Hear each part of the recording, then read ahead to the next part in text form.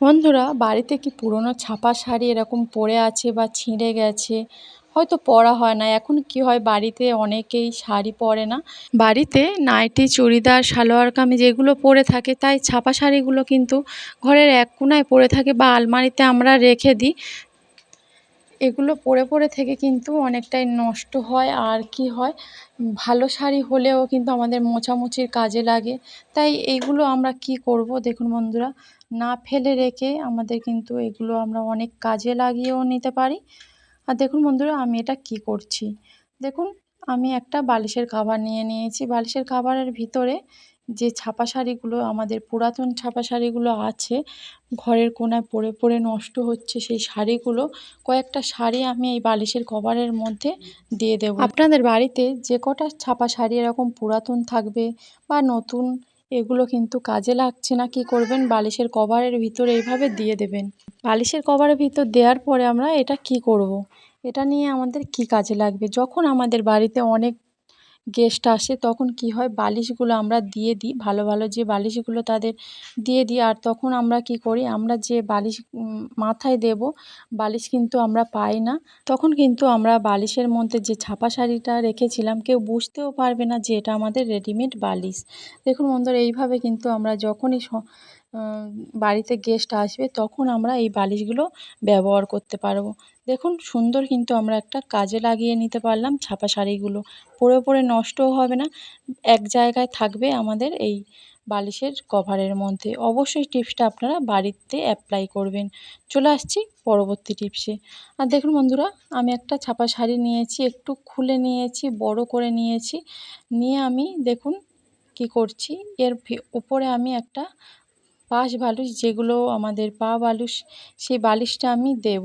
পা বালিশটা কাপড়ের উপর দেওয়ার পর দেখুন, দুদিকে আমি সমান করে অল্প অল্প কাপড় আমি রেখে দিয়েছি, যেটা একটু বড় বা ছোট এরকম রাখিনি, সমান করে রেখেছি। রাখার পরে আমি দেখুন ছাপা শাড়িটা পা বালিশের সঙ্গে জড়িয়ে নিচ্ছি। যেভাবে বালিশের কভার আমাদের হয়, যেটা পরিয়ে রাখি, সেইভাবে আমি করে নিচ্ছি। দেখুন বন্ধুরা, দুদিকে কিন্তু সমান করে আমি রেখে দিয়েছি কাপড়টা।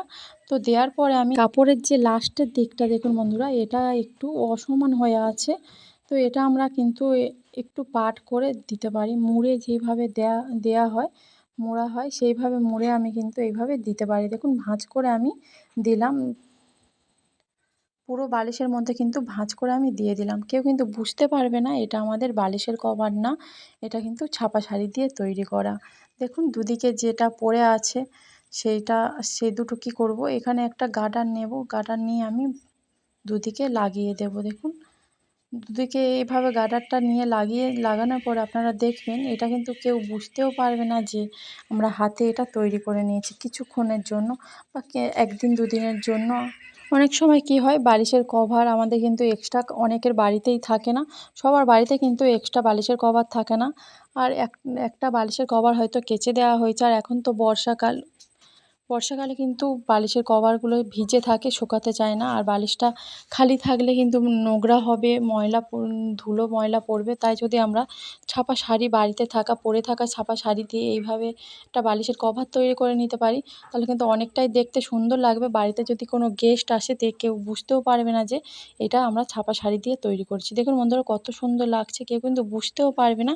এইভাবে আমরা একটা ছাপা শাড়ি দিয়ে একটা বালিশের কভার তৈরি করে নিয়েছি। কিছু দিনের জন্য কিন্তু আমরা এটা ইউজ করে নিতেই পারি। যখন বালিশের কভারটা শুকিয়ে যাবে বা আনা হবে, তখনই বালিশের কভারটা পরিয়ে দিলেই হয়ে যাবে।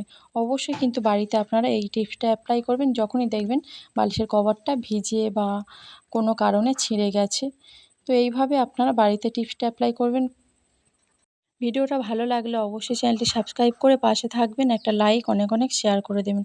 আর ভিডিওটা কেমন লাগলো অবশ্যই কমেন্ট করে জানিয়ে দেবেন। ভিডিওটা এই পর্যন্ত রাখছি, যে যেখানে আছেন ভালো থাকবেন, সুস্থ থাকবেন।